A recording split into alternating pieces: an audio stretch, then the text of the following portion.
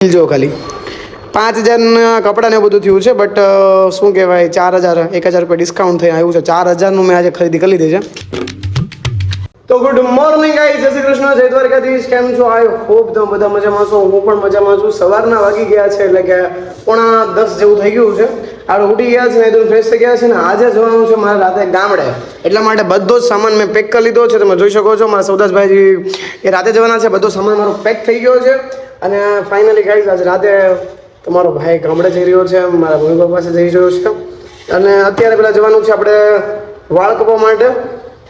Unisex salon છે ત્યાં સોલા ભાગર બાજુ છે, ત્યાં જવાનું છે આપણે ભાઈને ત્યાં. તો પહેલાં વાળ કપાવવાના છે, કપડાં લેવાના હજી બાકી છે. ભાઈ માટે એક જોડી લીધા છે, મેં હજી લીધા નથી. હવે હું જોઉં છું અહીંયા મજા આવશે તો અહીંયાથી લઈશ, બાકી પછી ગામડે જઈને લઈશ. જોઈએ છીએ શું થાય છે. વ્લોગમાં આજે કન્ટિન્યુઅસલી બને રહેજો ને. હવે ડેઈલી વ્લોગ ચાલુ થાય છે ફરીથી, પણ હવે કદાચ ફેમિલી વ્લોગ આવશે, કેમ કે ગામડે જવું છું એટલે મમ્મી સાથે એમના વ્લોગ આવશે. તો વ્લોગ જોવાનું ભૂલતા નહીં અને કોમેન્ટમાં હર હર મહાદેવ જય દ્વારકા લખીને ફોલો કરવાનું ભૂલતા નહીં. તો ફાઇનલી ગાઈઝ આપણે વાળ કપાની જગ્યાએ અત્યારે છે ને પેલા આવી ગયા છે વિપુલભાઈ, જય દ્વારકાધીશભાઈ. અને છે ને રોડની વચ્ચે છે ને રિક્ષા ઉભી રાખી છે ને અમે છે ને જમવા બેઠા છે. મને કે ભાઈ આજે જમવું પડશે, ઘરે બનાવીને લાવ્યો છું. મેં કીધું દોસ્ત મજા આવશે. એનો આગ્રહ બહુ હતો ને મને એમ થયું કે ચલો આજે જમી લઈએ ઘરના હાથનું. એટલે મેં કીધું ચલો ભાઈ છે ને રોટલી લાવ્યો છે, પછી બટેકાનું શાક છે, પછી મસ્ત આપણે શું કહેવાય દહીં લીધું છે, છાશ લીધી છે. અને વિપુલભાઈ કેવી મજા ખાવાની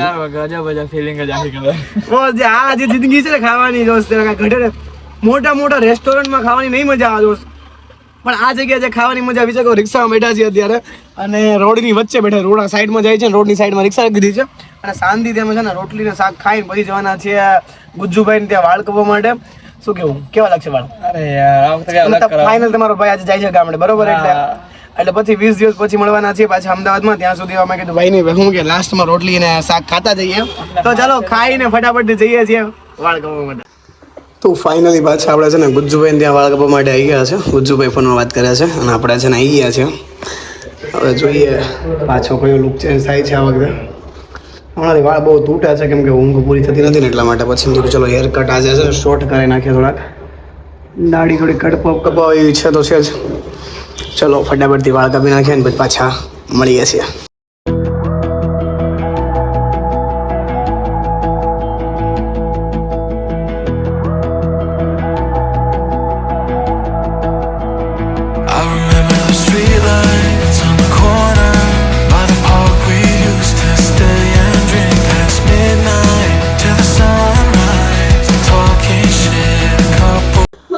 તો ફાઇનલી ગાઈઝ હેર કટિંગ તો કરી નાખીએ, પણ થોડુંક ટ્રીટમેન્ટ બાકી હતી, એ તો આપણે કમ્પ્લીટ કરી નાખીએ. કેમ કે વાળ હમણાં બહુ જ ખર્યા છે, એટલા માટે થોડુંક ટ્રીટમેન્ટ બાકી હું કરી દઉં છું. મેં સારું ચાલો થોડી વારમાં પાછું મળું છું.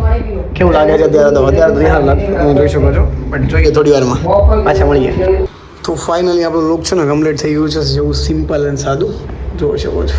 કેવું લાગે છે ફટાફટ કોમેન્ટ કરી દેજો. ચલો આજે તો ફાઇનલી છે ને તમારો ભાઈ ગામડે જવાનો છે, એટલે થોડીક એક્સાઇટેડ છું ગામડે જવા માટે. હવે જોઈએ છે શું થવાનું છે ગામડે જઈને. આજે 6-7 વાગે મારી બસ છે, એટલે બસમાં જવાનું છે. ફાઇનલી તમારો ભાઈ 5 મહિના પછી ગામડે જવાનો છે. અત્યારે હેર કટિંગ થઈ ગયું છે. હવે વિચારું છું કપડાં લેવા જાઉં કે નહીં.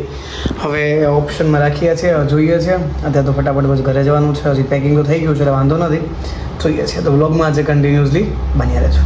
તો ફાઇનલી ગાઈઝ આપણે છે ને હું કે હેર કટિંગ કરીને ઘરે આવી ગયા છે, પણ વચમાં છે ને કપડાં લેવા માટે ઊભો રહી ગયો હતો. મન નહોતું કપડાં લેવાનું, બટ પછી એમ થયું કે ચલો કપડાં લઈ લઈએ. અને તમારા ભાઈ જો જે કપડાં પહેર્યા છે ને તમે જોઈ શકો છો, આ વ્હાઇટ ને બ્લેક લઈ લીધા છે. એમ તો કપડાં અહીંયા બી લીધા છે, પણ એમાં એવું છે કે સાચું કહો ને તો અત્યારે છે ને શું કહેવાય એનું બિલ કેટલું ફાટ્યું છે ને મને જ ખબર છે.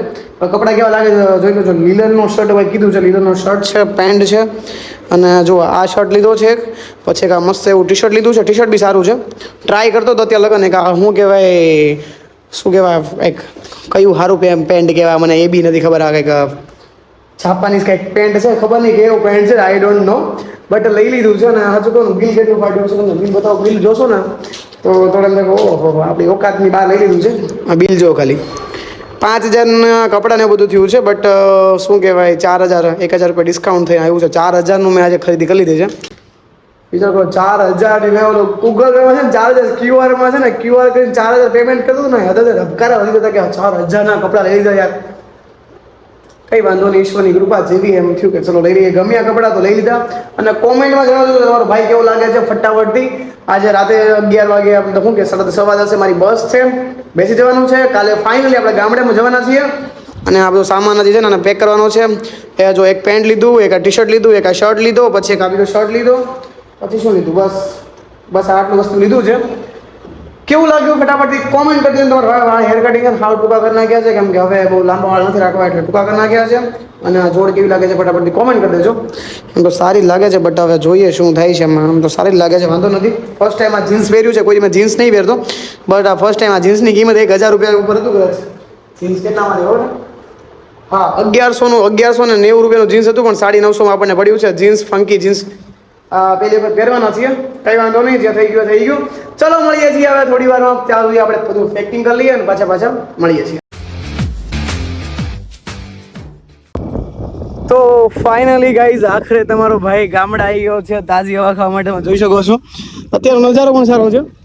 સમથિંગ 9 વાગે પહોંચ્યો હતો અને અત્યારે વાગ્યા 11:30 પોણા 12 જેવું થયું છે. અને તમને ખબર છે કે તમારો ભાઈ જ્યારે ગામડે આવે ને તો પહેલાં આદસંગ હનુમાનજીના દર્શન કરવા માટે જાય.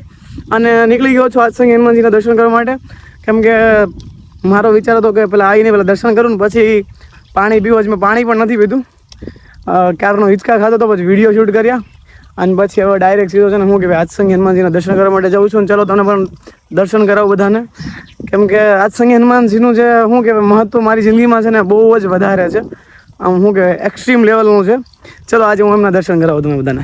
તો ફાઇનલી પહોંચવા થયો છે. તો સામે જે મંદિર દેખાય છે ને, જે હું તમને બતાવું ઝૂમ કરીને, જો મંદિર છે, બસ એ જ આદસંગ હનુમાનજીનું મંદિર છે. આપણે એ જ મંદિરે જઈ રહ્યા છીએ. તો ચાલો ગાઈસ જઈએ છીએ મંદિરે દર્શન કરવા માટે.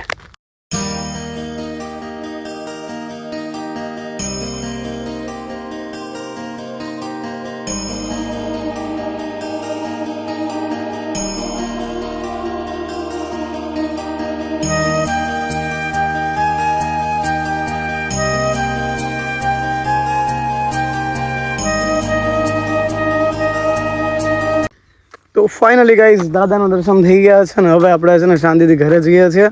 અને આજના વ્લોગને અહીંયા ધ એન્ડ કરીએ છીએ. તમને વ્લોગ કેવો લાગ્યો છે ફટાફટ કોમેન્ટ કરી દેજો. અને હવે કાલથી છે ને આપણા વ્લોગ છે ને ફેમિલી વ્લોગ આવવાના છે. તો ચલો મળી ગયા છીએ હવે નેક્સ્ટ વ્લોગમાં. ત્યાં સુધી બધાને હર હર મહાદેવ, જય શ્રી કૃષ્ણ, જય આદસંગ હનુમાન.